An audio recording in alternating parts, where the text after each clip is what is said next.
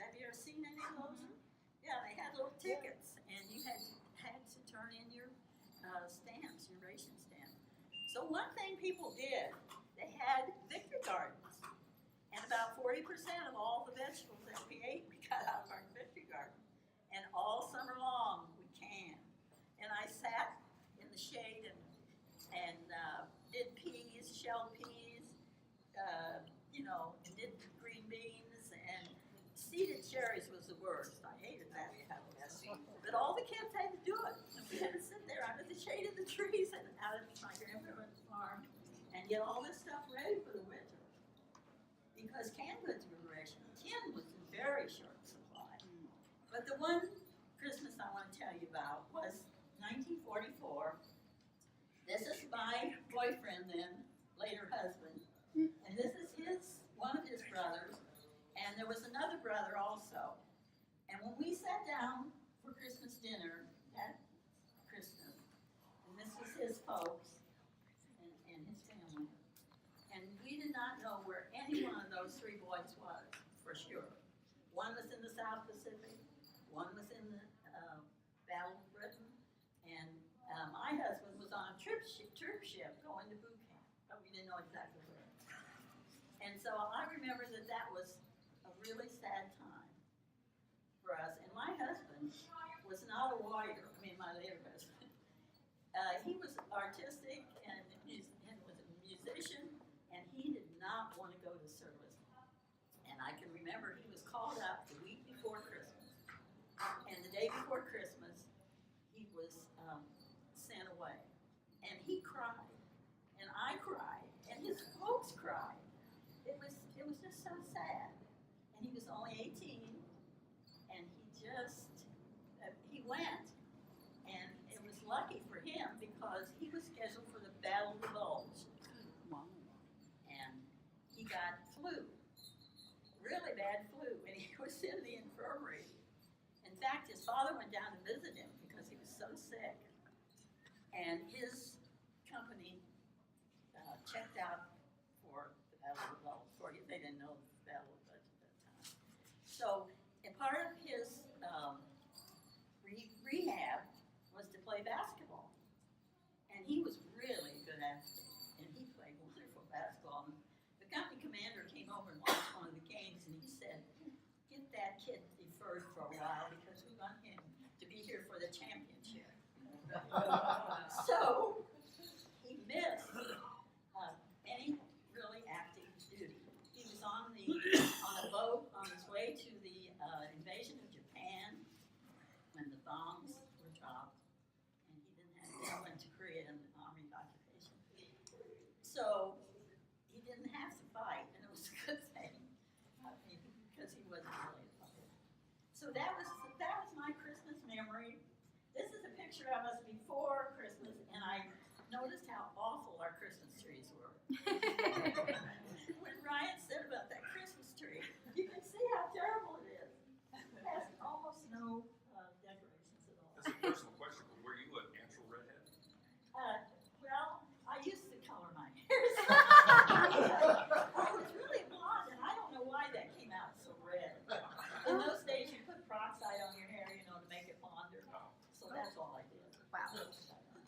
But one other thing that happened during that time was women had never worked in industry, and there were no men.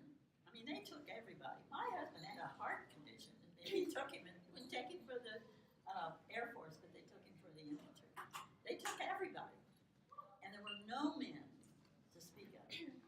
And so the women went into the factories, and they did such a good job. And everybody was amazed because women weren't supposed to do things like that. Women taught school, and women were nurses, and women were secretaries, but they weren't engineers, and they weren't mechanics, but they did become that. So this is just a little synopsis of what happened that Christmas when we were so lonely and we wondered where everybody was. And here are some of the songs that we sang. You remember "There'll Be Bluebirds Over the White Cliffs of Dover When the World is Free"? Praise the Lord, pass the ammunition. Yeah, right. And when the lights go on again all over the world. Those were the songs we sang. So where's Lauren? I'm here.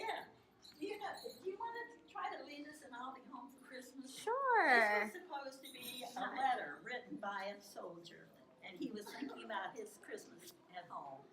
Wow. And I thought we could just sing that. Sure. You can just take that off of there. Yeah. It's just.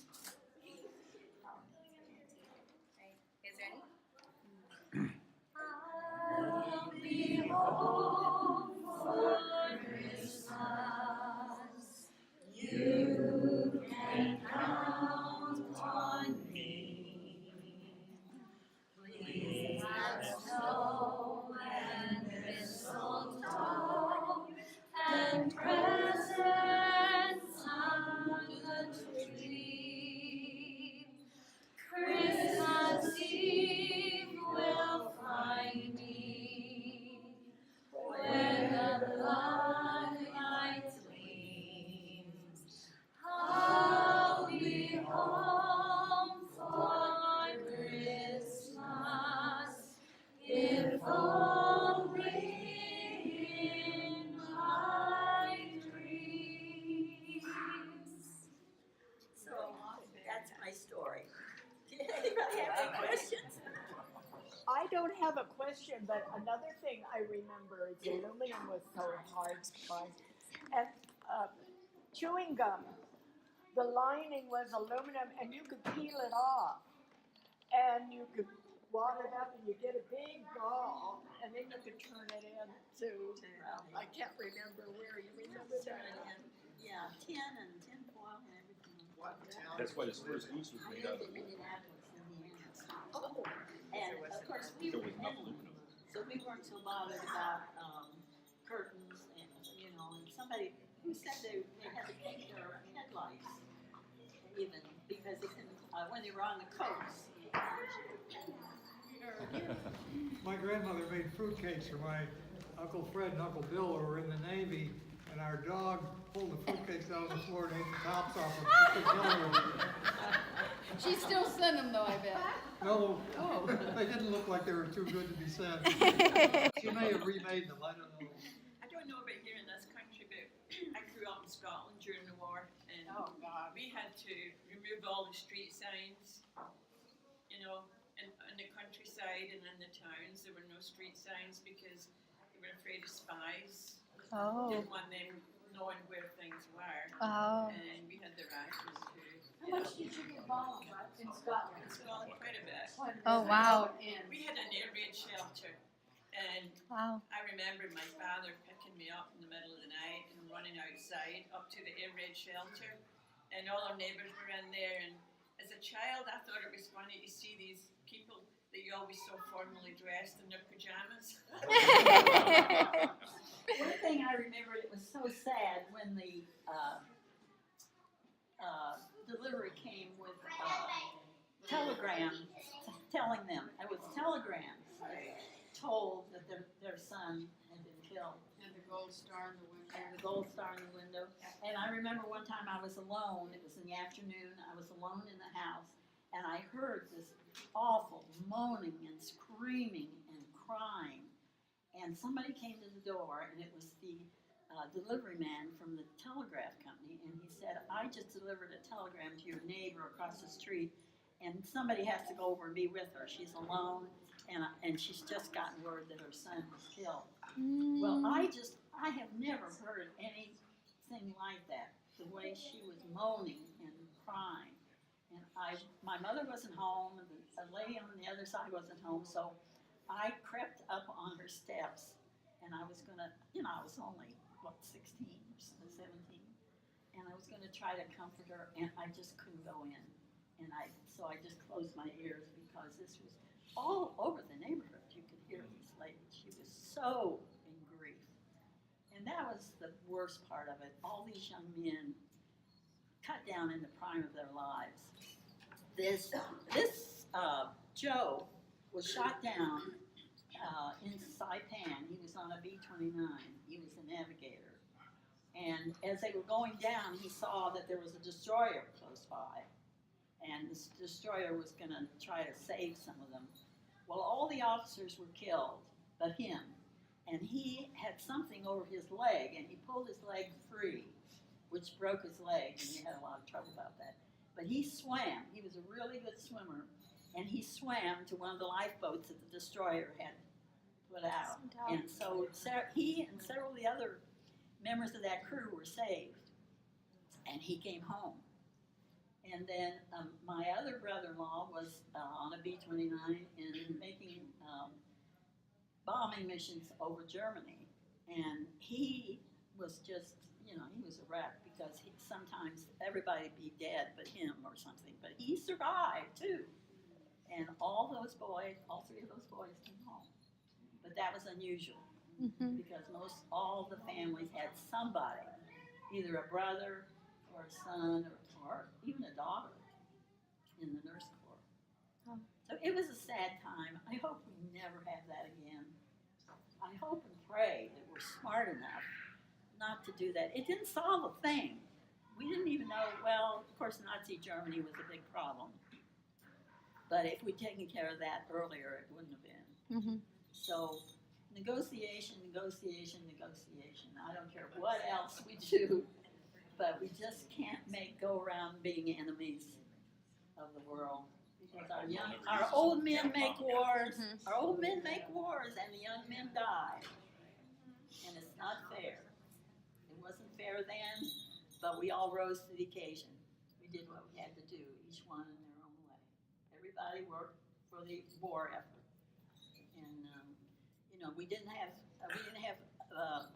gasoline to get to work, so 3 or 4 of us girls would stand on the corner, and somebody would pick us up in their car because the buses were very unreliable. We didn't have any way to get there, and everybody cooperated. Another thing, we went to the Christian church in Indianapolis. It was Linwood Christian Church, and we had a young minister. He was, I suppose, in his late 20s, and of course, ministers were exempt. They didn't draft ministers in those days. But he got so much hate mail from the congregation about the fact that he wasn't in the service and all their sons were dying. Wow. So he finally enlisted, and he went into the medics and went overseas.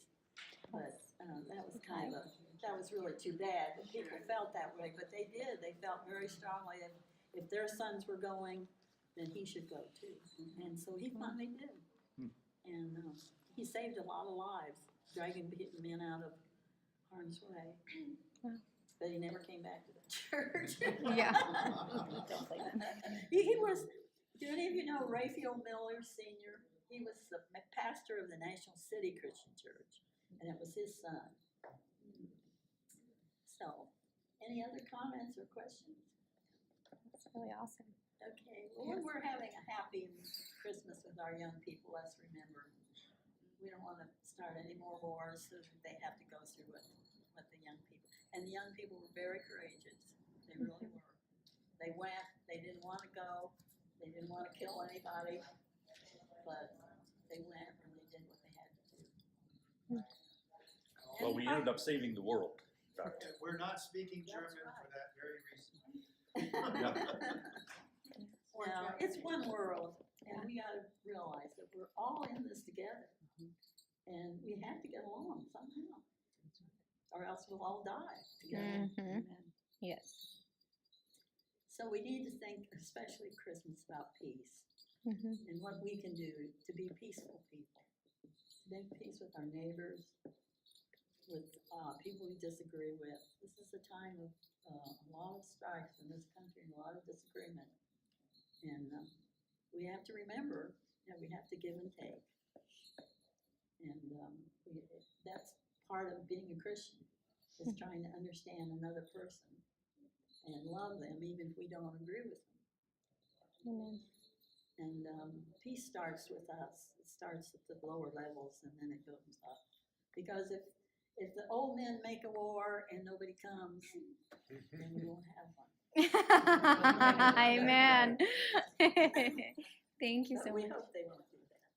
Okay, well, thank you. Can we please Thank give you. Rhoda a big round of applause? Thank you, Laura.